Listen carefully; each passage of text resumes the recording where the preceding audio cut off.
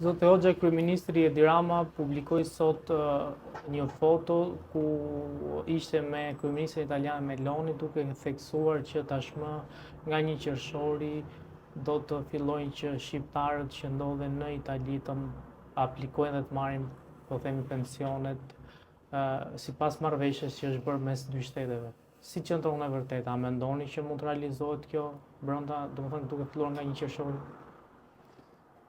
Në parim, çdo akmarrëveshje të qeverisë shqiptare me qeveritë e tjera, aty ku jetojnë shqiptarë, në konceptin tim është e mirë sepse bashkon vjetërsinë e punës, kontributin që kanë shqiptarët në Shqipëri me atë pjesë të kontributeve që kanë jashtë vendit, që kanë në Itali.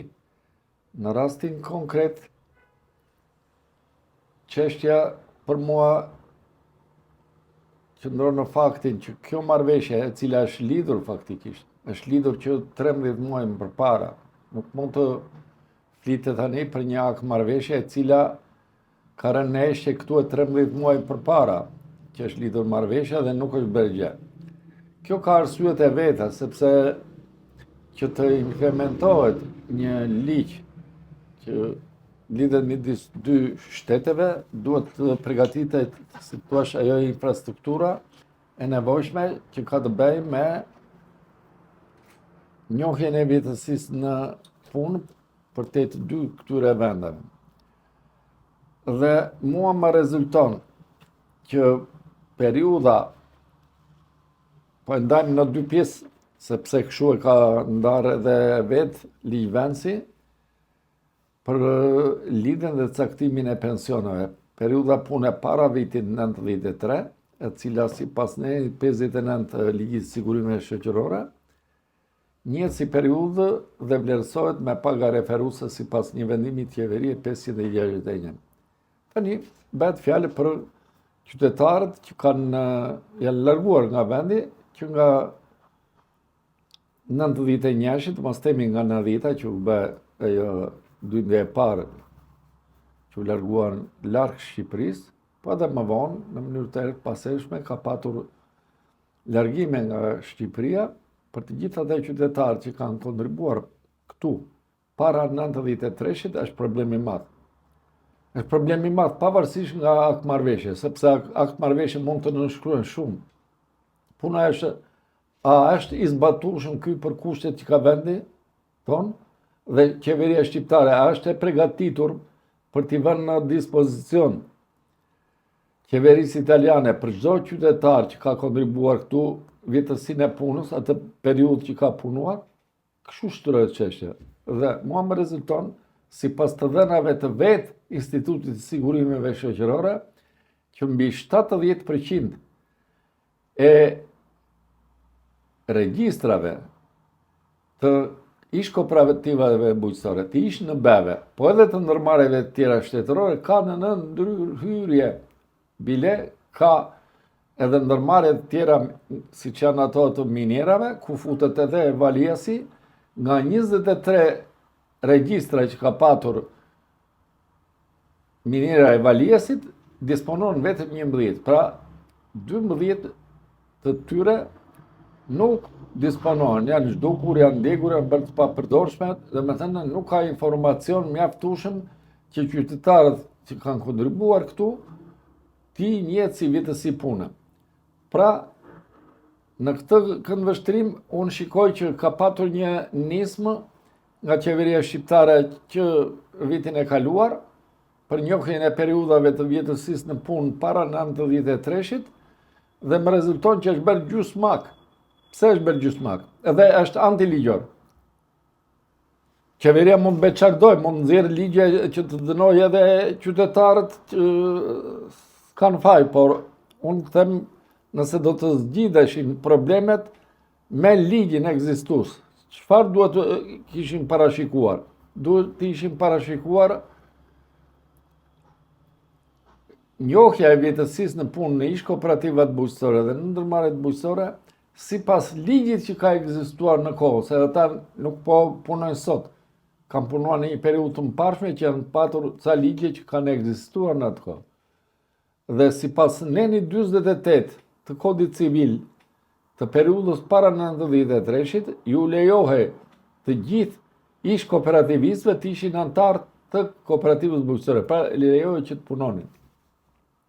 Njëkohësisht, në ndërmarrjet shtetërore duke futur në bet dhe ndërmarrjet e tjera, sipas kodit punës së asaj kohe, ju lejohej të punonin nga 15 vjet dhe lart.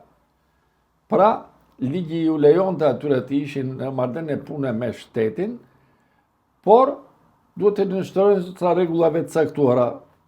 Cilat janë këto rregulla? Në ndërmarrjet shtetërore lejohet të punonin mbi moshën 15 vjet, po deri në moshën 16 vjet duhet t'i pagonte 2 orë, do punonte 6 orë dhe 2 orë do të kombesonte shteti. Kjo ishte ligji atëherë. A ka ndodhur kjo me ligjin numër 7 të datës 30 janar të vitit 2025? Jo. Pra është parashikuar njohja e vjetërsisë në punë nga periudha e plotësimit të moshës 18 vjet dhe lart. Kjo është parashikuar. Pra, në mënyrë të padrejtë, në ish ndërmarrjet ju mohon të drejtën e 3 viteve të punës, ndërsa në ish kooperativet bujqësore për 4 vjet. Atëherë pyetja është fare e thjeshtë dhe shtrohet. Nëse ti i njeh vetëm një pjesë të kësaj periudhe, duke plotësuar një vandak me dokumentat, ndërkohë që ti ke mundësit vetë, gjendjen civile ke vetë, e ke të lidhur në sistem, mund të verifikosh ku ka jetuar, ku ka ashtu, mjafton i ke dhe në sistem, dhe ata që janë penalizuar, që kanë qenë në situatë të privuar nga drejta e lirisë në atë kohë, që kanë bërë burg ordiner, i ke në sistem ata për të përjashtuar atë. Ke njëkohësisht edhe kryerjen e shërbimit detyrueshëm ushtarak, që të mos jetë pjesë e përfshirjes së kësaj njohjes së vjetërsisë në punë.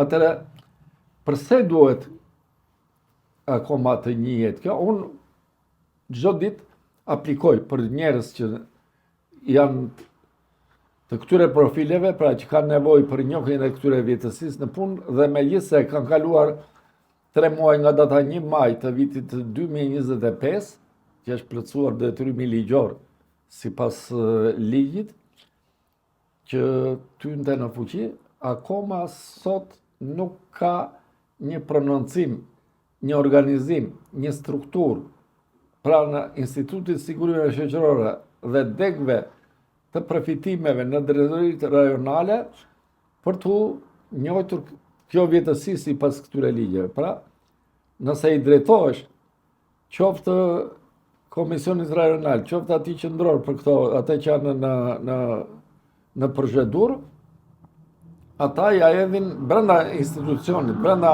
sigurimeve shoqërore, ja përcjellin degës përfitimeve me mendimin që do të bëjnë diçka. Kjo është e papranueshme, por idemi në rastin konkret. Pra, siç janë shqiptarët këtu, bëhet fjalë edhe për shqiptarët që jetojnë në Itali, për këtë pjesë periudhe që kanë kontribuar këtu me këto lloj gjërash. Si do t'ja njohë Instituti Sigurimeve Shoqërore dhe të bëhen të konceptueshme nga qeveria italiane dhe të pranueshme për të njohur si vjetërsi pune në totalin që kanë qytetarët shqiptarë dhe që do të aplikojnë për lidhje pensioni në shtetin italian.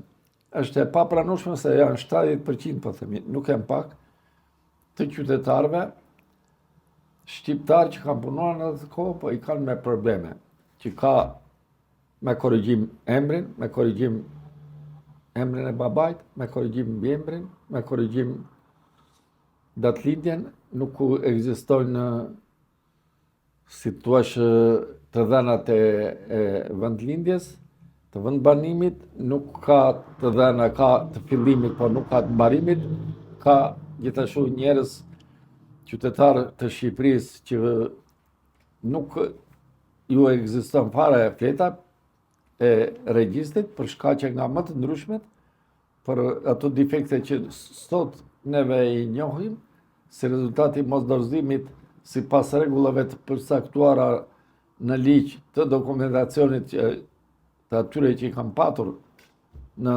administrim.